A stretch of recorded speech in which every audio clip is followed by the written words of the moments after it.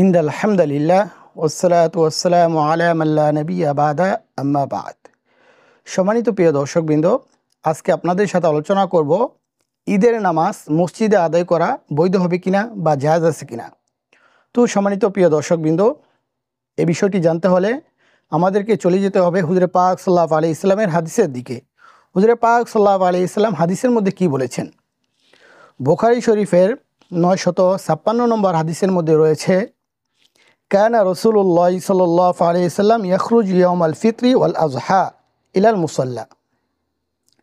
হাদিসের মধ্যে রয়েছে যে কানা রাসূলুল্লাহ সাল্লাল্লাহু আলাইহি ওয়াসাল্লাম, হুজুরে পাক সাল্লাল্লাহু আলাইহি ওয়াসাল্লাম ইয়াখরুজু ইয়াউমাল ফিত্রি ওয়াল আযহা, ঈদুল ফিতরে এবং ঈদুল আজহার মধ্যে যেতেন কোথায়? ইলাল মুসাল্লা, ঈদগাহের দিকে। তো এই হাদিস থেকে জানা যায় যে হুজুরে পাক সাল্লাল্লাহু আলাইহি ওয়াসাল্লাম ঈদুল আজহা এবং ঈদুল ফিতরের মধ্যে ঈদগাহে যেতেন এবং ঈদগাহে গিয়ে নামাজ আদায় করতেন। এখন এই হাদিস দ্বারা বোঝা যায় যে ঈদের নামাজটিকে আদায় করতে হবে ঈদগাহের মধ্যে। কিন্তু এখন কথা হলো যে মসজিদের মধ্যে আদায় করা কি তাহলে যাবে না? হ্যাঁ, মসজিদের মধ্যেও হুজুরে পাক সাল্লাল্লাহু আলাইহি সাল্লাম ঈদের নামাজটি আদায় করেছিলেন। সেটা হলো হযরতে আবু হুরায়রা রাদিয়াল্লাহু তাআলা আনহুর হাদিসের মাধ্যমে জানা যায় যে মদিনার মধ্যে একবার ঈদের দিনে বৃষ্টি হয়েছিল। ওই দিন হুজুরে পাক সাল্লাল্লাহু আলাইহি সাল্লাম মসজিদের মধ্যে নামাজ আদায় করেছিলেন, ঈদের নামাজটি মসজিদের মধ্যে আদায় করেছিলেন। তো এই দুটি হাদিসকে যখন আমরা একত্রিত করব, তাহলে আমাদেরকে যে বিষয়টি জানা যাবে বা যে বিষয়টি আমরা জানতে পারি সেটা হলো যে ঝড় বৃষ্টি কোনো কারণ ছাড়া মসজিদের মধ্যে নামাজ আদায় করাটা যাবে না।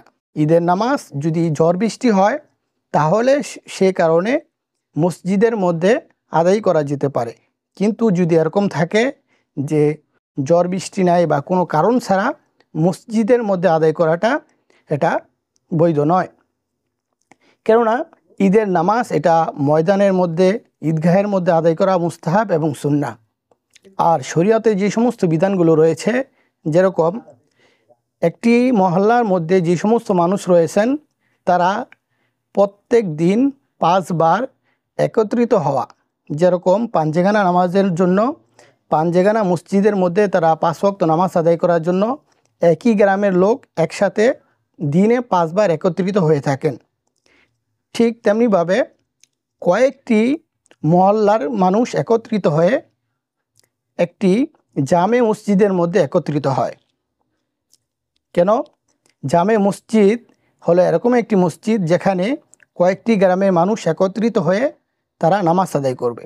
অর্থাৎ কয়েকটি গ্রামের মানুষকে একত্রিত করার জন্য জুমার দিন জামে মসজিদে যাওয়ার জন্য একটি বিষয় রয়েছে।